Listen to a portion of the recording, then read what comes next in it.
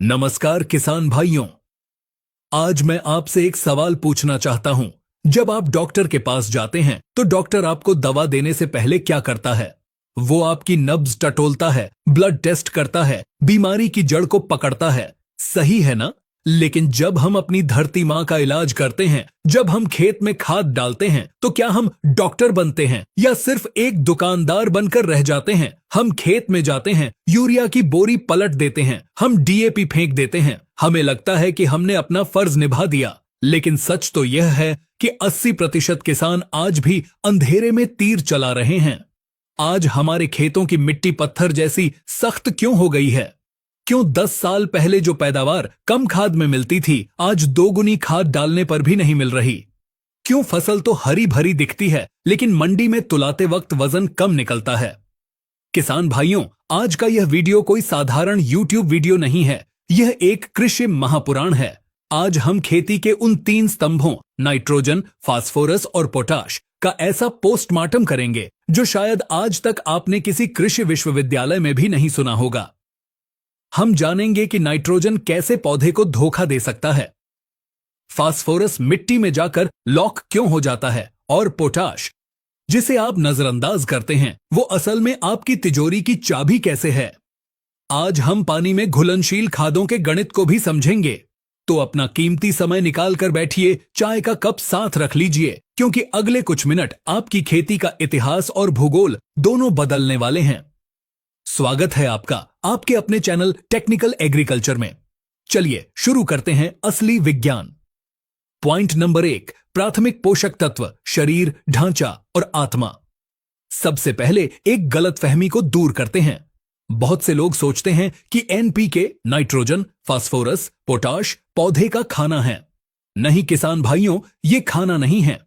ये वो ईंट, सीमेंट और सरिया हैं जिनसे पौधे का शरीर बनता है। पौधे को अपना जीवन चक्र पूरा करने के लिए 17 पोषक तत्वों की जरूरत होती है। इनमें से कार्बन, हाइड्रोजन और ऑक्सीजन तो उसे हवा और पानी से मिल जाते हैं, लेकिन बाकी बचे तत्वों में से ये 3 एन, पी और के प्राथमिक यानी प्राइमरी कहलाते हैं। द्वितीय पोषक तत्व जैसे कैल्शियम, मैग्नीशियम और सल्फर के बारे में हमने डिटेल से वीडियो बनाई है, चैनल पर अपलोड है, जाकर देख सकते हैं। आई बटन पर क्लिक करके देख सकते हैं। प्राइमरी क्यों? क्योंकि पौधे को यह किलो में नहीं, क्विंटल में चाहिए। नाइट्रोजन, यह पौधे की मांसपेशियां और रंग है। फास्फोरस, यह पौधे की हड्डियां, जड़ें और ऊर्जा, ताकत है। पोटाश, यह पौधे का इम्यून सिस्टम, रोग प्रतिरोधक क्षमता और पाचन तंत्र है। अगर इन तीनों का संतुलन बिगड़ा तो आप चाहे खेत में अमृत भी डाल दें, पैदावार नहीं बढ़ेगी। खेती में लॉ ऑफ मिनिमम काम करता है। मतलब अगर आपके पास 100 किलो नाइट्रोजन है, 100 किलो पोटाश है, लेकिन फास्फोरस नहीं है, तो आपकी पैदावार उसके हिसाब से ही होगी। इसे कहते हैं सबसे कमजोर कड़ी का नियम। तो चलिए सबसे पहली और सबसे जिद्दी कड़ी की बात करते हैं, नाइट्रोजन। पॉइंट नंबर 2, नाइट्रोजन, हरियाली का मायाजाल नाइट्रोजन। यह वो शब्द है जो हर किसान की जुबान पर रहता है। यूरिया की कमी होते ही हाहाकार मच जाता है। लेकिन क्या आप जानते हैं नाइट्रोजन असल में करता क्या है? 1, नाइट्रोजन का गहरा विज्ञान, द डीप साइंस। जब आप खेत में यूरिया डालते हैं तो पौधा उसे नाइट्रेट या अमोनिकल फॉर्म में लेता है। यह नाइट्रोजन पौधे के अंदर जाकर अमीनो एसिड बनाता है। अमीनो एसिड जुड़कर प्रोटीन बनाते हैं और यही प्रोटीन पौधे की हर कोशिका, सेल का निर्माण करता है। नाइट्रोजन क्लोरोफिल के अणु का एक मुख्य हिस्सा है। क्लोरोफिल यानी वो हरा रंग जो सूरज की रोशनी को सोखकर भोजन बनाता है। आसान भाषा में नाइट्रोजन का मतलब है बढ़वार, ग्रोथ। तने का मोटा होना, नई शाखाएं निकलना, पत्तों का आकार बढ़ना, यह सब नाइट्रोजन की करामात है। 2, कमी के लक्षण, पौधे की भाषा, डिफिशियंसी सिम्टम्स। पौधा अपनी भूख बोलकर नहीं, दिखाकर बताता है। नाइट्रोजन की कमी को पहचानना बहुत आसान है अगर आप सही जगह देखें। नाइट्रोजन पौधे के अंदर बहुत चंचल, मोबाइल होता है। यह एक जगह टिकता नहीं है। जब जड़ें जमीन से नाइट्रोजन नहीं ले पाती तो पौधा अपनी जान बचाने के लिए पुरानी पत्तियों, नीचे की पत्तियों से नाइट्रोजन खींच लेता है और उसे ऊपर की नई कोमल पत्तियों को दे देता है। नतीजा, पौधे की निचली पत्तियां पीली पड़ने लगती हैं। गेहूं, मक्का या धान में आप देखेंगे कि पत्ती की नोक से पीलापन शुरू होता है और बीच की नस मिडरिब के सहारे पीछे की तरफ आता है, जिससे अंग्रेजी का वी अक्षर बनता है। पौधा बौना रह जाता है। कल्ले, टिलर्स बहुत कम फूटते हैं। फसल समय से पहले पकने लगती है, फोर्स्ड मैच्योरिटी, जिससे दाना कमजोर रह जाता है। 3. नाइट्रोजन का जहर, टॉक्सिसिटी, डी ट्रैप। अब यहां एक बहुत बड़ा खतरा है। किसान भाई सोचते हैं फसल पीली दिख रही है, चलो एक बोरी यूरिया और डाल देते हैं। रुको, हर पीलापन नाइट्रोजन की कमी नहीं होता। अगर आप जरूरत से ज्यादा नाइट्रोजन देंगे तो क्या होगा? पौधा बहुत तेजी से बढ़ेगा, लेकिन वो अंदर से खोखला रहेगा। उसकी कोशिकाएं पतली हो जाएंगी। कीड़ों का न्योता, ज्यादा यूरिया वाला पौधा कीड़ों को दावत देता है। उसका रस मीठा हो जाता है। बीपीएच, लीफ फोल्डर और तना छेदक, स्टेम बोरर सबसे पहले उसी खेत में आते हैं जहां यूरिया ज्यादा डाला गया है। गिरना, तना कमजोर होने से हल्की हवा चलते ही फसल लेट जाएगी। लॉजिंग, और गिरी हुई फसल का उत्पादन आधा रह जाता है। 4. नाइट्रोजन प्रबंधन स्मार्ट किसान की तरह। तो सही तरीका क्या है? नीम कोटेड यूरिया।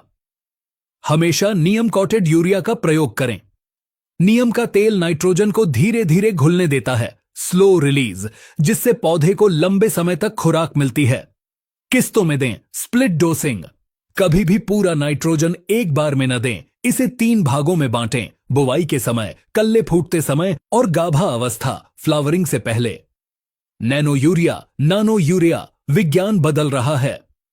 अब तरल नैनो यूरिया आ गया है। जब फसल बड़ी हो जाए और आप खेत में घुस न सकें, तो नैनो यूरिया का स्प्रे एक बेहतरीन विकल्प है। यह पत्तियों के रंध्रों, स्टोमा से सीधे अंदर जाता है और मिट्टी खराब नहीं करता। भाग 3. फास्फोरस, फॉस्फोरस, पौधे की बैटरी और जड़ों का राजा। अब बात करते हैं उस तत्व की जो सबसे महंगा है और सबसे ज्यादा नखरे दिखाता है, फास्फोरस, यानी DAP, di ammonium phosphate. 1. Phosphorus का असली काम, द रोल। वैज्ञानिक भाषा में फास्फोरस को एनर्जी करेंसी या पौधे की ऊर्जा मुद्रा, एटीपी कहा जाता है। इसे ऐसे समझिए, पत्तियां सूरज से बिजली, ऊर्जा बनाती हैं। उस बिजली को बैटरी में स्टोर करने का काम फास्फोरस करता है। अगर बैटरी चार्ज नहीं होगी तो पौधा काम कैसे करेगा? जड़ों का विकास, बीज को जमीन में डालते ही सबसे पहले जड़ें निकलनी चाहिए। जड़ों का वो शुरुआती जाल, रूट सिस्टम बनाने का काम सिर्फ और सिर्फ फास्फोरस करता है। मजबूती, यह तने को सख्त बनाता है ताकि वो फसल का वजन उठा सके। बीज और फल, दाने का भरना और दाने की क्वालिटी, यह सब फास्फोरस पर निर्भर करता है। 2. फास्फोरस की समस्या, लॉकिंग, द फिक्सेशन प्रॉब्लम। किसान भाइयों, फास्फोरस के साथ एक बहुत बड़ी त्रासदी है।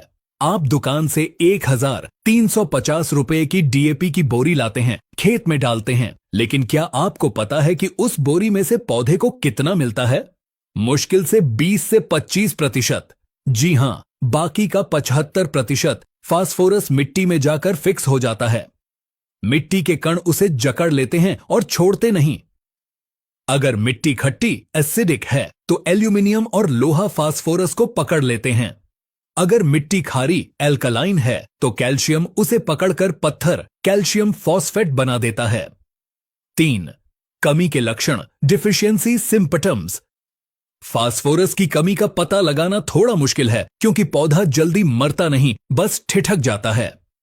बैंगनी रंग, इसकी खास पहचान यह है कि पुरानी पत्तियां गहरे हरे रंग की हो जाती हैं और फिर धीरे धीरे बैंगनी पर्पल। 4.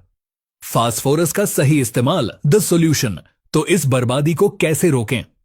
प्लेसमेंट। फास्फोरस आलसी है, यह मिट्टी में चलता नहीं है। अगर आपने इसे ऊपर फेंक दिया, ब्रॉडकास्टिंग, तो यह जड़ों तक कभी नहीं पहुंचेगा। इसे हमेशा जड़ों के पास डालें। हल के पीछे पोर कर दें या सीड ड्रिल मशीन का उपयोग करें। पीएसबी कल्चर, पीएसबी बैक्टीरिया, यह एक जादुई टीका है। Phosphorus सोलुबिलाइजिंग bacteria. 50 रुपए की यह शीशी खेत में पड़े बेकार फिक्स्ड फास्फोरस को घोलकर पौधे को उपलब्ध करा देती है। हर किसान को बीज उपचार या मिट्टी में इसका प्रयोग जरूर करना चाहिए। विकल्प, अगर डीएपी महंगा लग रहा है या मिल नहीं रहा तो एसएसपी सिंगल सुपर फास्फेट का प्रयोग करें। इसमें फास्फोरस कम है लेकिन सल्फर और कैल्शियम मुफ्त मिलता है जो इसे डीएपी से बेहतर बनाता है। पॉइंट नंबर 4, पोटाश पोटासियम, वो हीरो जिसे कोई नहीं पहचानता। अब आते हैं तीसरे महारथी पर, पोटाश। भारतीय किसान पोटाश के साथ सौतेला व्यवहार करता है। उसे लगता है अरे मिट्टी में पोटाश तो बहुत है, डालने की क्या जरूरत। यह सोच आपको लाखों का नुकसान करवा रही है। पोटाश पौधे का क्वालिटी कंट्रोलर और ट्रैफिक पुलिस दोनों है। 1. पोटाश क्या करता है? डिटेल्ड फंक्शन, स्टोमेटा का कंट्रोल। पत्तियों की सतह पर लाखों छोटे छोटे छिद्र होते हैं जिन्हें स्टोमेटा कहते हैं। पौधा इन्हीं से सांस लेता है और पानी छोड़ता है। इन छिद्रों को कब खोलना है और कब बंद करना है, इसकी चाबी पोटाश के पास है। अगर पोटाश कम होगा तो छिद्र खुले रह जाएंगे और पौधे का सारा पानी उड़ जाएगा। इसलिए सूखा पड़ने पर पोटाश वाला पौधा ही जिंदा रहता है। ट्रांसपोर्टर, पत्तियों में जो भोजन शर्करा कार्बोहाइड्रेट्स बनता है उसे फल या दाने तक ले जाने वाली लारी या ट्रक पोटाश ही है। अगर पोटाश नहीं होगा तो पत्तियां तो भरी रहेंगी लेकिन दाना पिचका हुआ रह जाएगा। चमक और स्वाद, सेब का लाल रंग, अनाज की सुनहरी चमक, मिर्च का तीखापन, यह सब पोटाश की देन है। पोटाश फसल का वजन, टेस्ट वेट बढ़ाता है। 2. कमी के लक्षण, छुपी हुई भूख, हिडन हंगर। पोटाश की कमी को हिडन हंगर कहते हैं। मतलब नुकसान हो रहा होता है लेकिन बाहर लक्षण देर से दिखते हैं। किनारों का जलना इसकी सबसे बड़ी पहचान है। पुरानी पत्तियों के किनारे, मार्जिन्स जलने लगते हैं। ऐसा लगता है जैसे किसी ने माचिस की तीली से पत्ती के बॉर्डर को जला दिया हो। स्कोर्चिंग, सिकुड़ा हुआ दाना, बालियों में दाने पूरे नहीं भरते, दाने का आकार छोटा बड़ा होता है। बीमारियों का हमला, जिस खेत में पोटाश कम होगा वहां फंगस और बीमारियां सबसे ज्यादा लगेंगी। 3. कौन सा पोटाश डालें? Red versus white. बाजार में पोटाश 2 रंगों में आता है। किसान अक्सर कंफ्यूज रहते हैं। एमओपी लाल पोटाश, यह म्यूरेट ऑफ पोटाश है। इसमें 60% पोटाश होता है। यह सस्ता है। इसे गेहूं, धान, मक्का, ज्वार जैसी फसलों में बिंदास डालिए। एसओपी सफेद पोटाश, यह सल्फेट ऑफ पोटाश है। इसमें 50% पोटाश और 17.5% सल्फर होता है। यह महंगा है। इसका इस्तेमाल उन फसलों में करें जो क्लोराइड बर्दाश्त नहीं कर सकती, जैसे आलू, तंबाकू, अंगूर या महंगी सब्जियां। आलू में लाल पोटाश डालने से स्टार्च कम बनता है, इसलिए वहां सफेद पोटाश ही डालें। भाग 5, पानी में घुलनशील खादें, वाटर सॉल्युबल एनपीके, आधुनिक खेती का हथियार होस्ट। किसान भाइयों, जमाना बदल गया है। अब सिर्फ बोरी वाली खाद से काम नहीं चलेगा।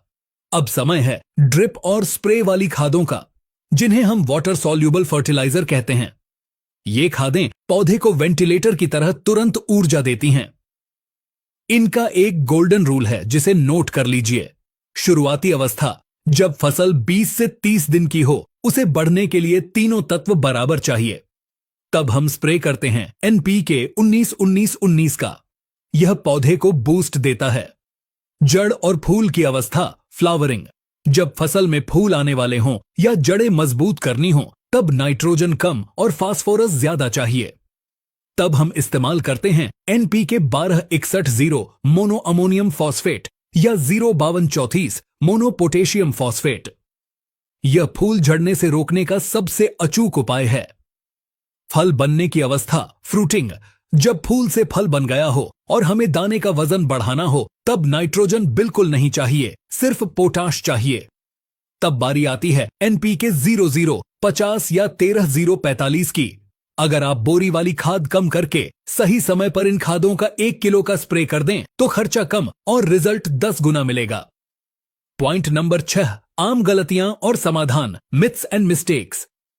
जाते जाते उन गलतियों की बात करते हैं जो अक्सर हम अनजाने में करते हैं। गलती नंबर 1, यूरिया और डीएपी को मिलाकर रख देना।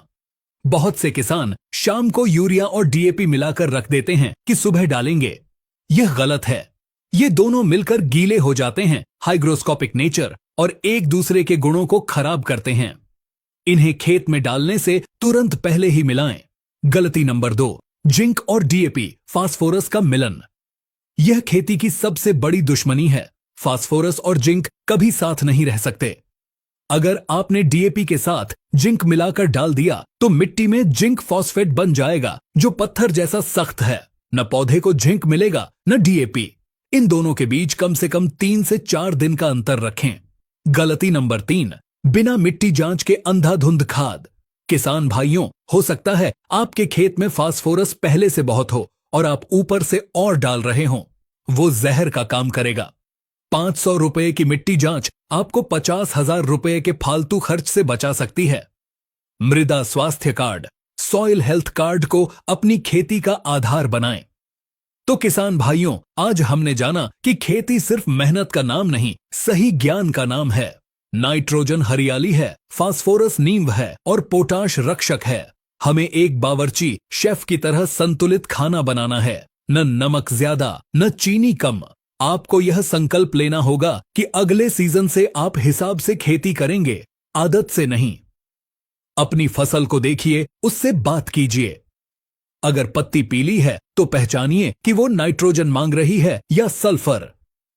अगर किनारा जल रहा है तो समझिए कि पोटाश की प्यास लगी है। जिस दिन आप अपनी फसल की भाषा समझ गए, उस दिन आपको अमीर बनने से कोई नहीं रोक सकता। उम्मीद है कि टेक्निकल एग्रीकल्चर की यह गहरी और विस्तृत पड़ताल, डीप डाइव, आपको पसंद आई होगी। मैंने कोशिश की है कि कॉलेज की मोटी किताबों का ज्ञान सरल भाषा में आपके खेत तक पहुंचा सकूं। यह वीडियो थोड़ा लंबा जरूर था, लेकिन यह आपके जीवन भर की कमाई का सवाल है। अगर आपको लगता है कि इस वीडियो ने आपकी जानकारी में 1% भी इजाफा किया है तो इसे लाइक जरूर करें। और हां, सबसे जरूरी बात, इस ज्ञान को अपने तक मत रखिए। इसे हर उस किसान तक पहुंचाएं जो महंगे खाद डाल डाल कर परेशान है। शेयर बटन दबाइए और व्हाट्सएप ग्रुप्स में भेज दीजिए। अगर आप चाहते हैं कि हम सूक्ष्म पोषक तत्वों, माइक्रोन्यूट्रिएंट्स जैसे जिंक, बोरॉन, आयरन पर भी ऐसी ही एक महा सीरीज लेकर आएं, तो कमेंट बॉक्स में माइक्रोन्यूट्रिएंट्स पार्ट 2 जरूर लिखें। हमें फेसबुक पर भी फॉलो करें। टेक्निकल एग्रीकल्चर से जुड़ने के लिए धन्यवाद। स्वस्थ रहें, जागरूक रहें और अपनी मिट्टी को जिंदा रखें। मिलते हैं अगले वीडियो में, तब तक के लिए जय जवान, जय किसान।